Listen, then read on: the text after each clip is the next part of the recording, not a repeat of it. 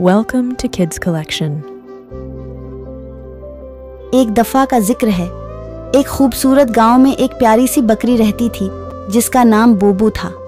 बोबो सफ़ेद और भूरे रंग की थी और सब गांव वाले उसे बहुत पसंद करते थे। ईद उल अज़हा का दिन करीब आ रहा था और बोबो को कुछ ख़ास होने का एहसास हो रहा था। बोबो ने अपनी माँ से पूछा, माँ, ये ईद उल अज़हा क्या होती है? बोबो की माँ ने मुस्कुराते हुए जवाब दिया, ईद उल अज़हा एक बहुत ख़ास दिन होता है। ये दिन हज़रत इब्राहीम अलैहिस्सलाम की क़ुरबानी की याद में मनाया जाता है।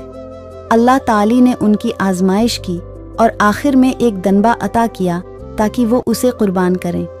इस दिन हम क़ुरबानी करते हैं और गोश्त को गरीबों और ज़रूरतमंदों में तकसीम करते हैं। बोबो ने गौर से सुना और सोचा कि ये कितना खूबसूरत काम है। ईद के दिन गांव के लोग मस्जिद में नमाज पढ़ने गए और फिर वापस आकर क़ुरबानी की तैयारी करने लगे। बोबो भी देखने के लिए करीब गई। गांव के बच्चों ने बोबो को प्यार किया और उसके साथ खेला। बोबो खुश थी कि सब इतने मोहब्बत करने वाले हैं। क़ुरबानी के बाद बोबो ने देखा कि गांव के लोग गोश्त के पीकट बना रहे थे और उन्हें दूसरों में बांट रहे थे।